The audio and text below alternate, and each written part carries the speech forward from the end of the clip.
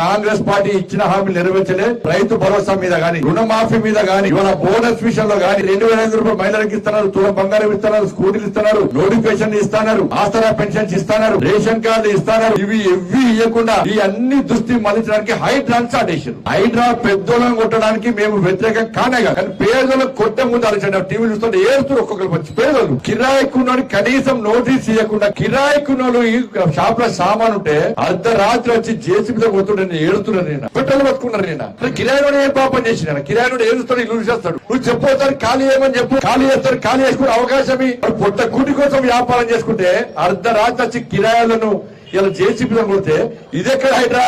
హైడ్రా మీద మంచి విశ్వాసం పోతుంది. ఇలా ప్రభుత్వం వ్యవహరించడం వల్ల మొన్నటి వరకు హైడ్రా సపోర్ట్ చేసే వాళ్ళు కూడా వ్యతిరేకించే పరిస్థితి ప్రభుత్వమే కొన్ని తీసుకునేది. వాళ్ళు సపోర్ట్ చేసిన హైడ్రా, ఇప్పుడు సపోర్ట్ చేసిన హైడ్రా.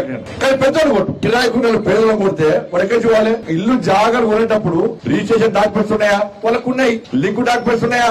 వాళ్ళకు ఉన్నాయి. మున్సిపల్ గ్రామ పంచాయతీ పర్మిషన్ ఉందా? వాళ్ళకు ఉంది. ఓనర్స్ సర్టిఫికేట్ ఉందా? ఉంది. హౌస్ నంబర్ ఉందా? ఉంది. మీటర్ ఉందా? ఉంది. కరెంట్ అది ఉందా? ఉంది. ట్యాప్ కనెక్షన్ అన్ని ఉన్నాయి. బిల్లు కడుతున్నారు ప్రభుత్వం తీసుకుంటున్నారు. పర్మిషన్ ఇచ్చిన ఏం చేయవు. పెద్ద పెద్ద బిల్లు వేసి వెళ్ళిపోవు. ఒక్కటి ఊడబట్టి మొత్తం సినిమా చూపడుతున్నావు. పేదలకు కొట్టే పరిస్థితి వచ్చింది ఇవాళ. కాబట్టి హైడ్రా పేరు చెప్పి రుణమాఫీ గురించి మాట్లాడే పరిస్థితి లేదు ఇవాళ. చర్చ లేదు ఇవాళ. పేపర్ రాస్తావే, టీవీ చూపోతావు. రుణమాఫీ వేది, రైతు భరోసా వేది, అన్ని వేడే ఇవాళ. 6 గ్యారెంటీల మీద ప్రజల దృష్టి మళ్లించడానికి ఇప్పుడు హైడ్రా పేరుతోని రాష్ట్ర ప్రభుత్వం డ్రామాలు ఆడుతున్నది.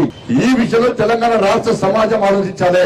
ఆపదలున్న రైతులు, ఆపదలు ప్రజలను ఆదుకోవాల్సిన బాధ్యత ఉంది. యువకులు ఉద్యోగాలకి ఇబ్బంది పడుతున్నారు.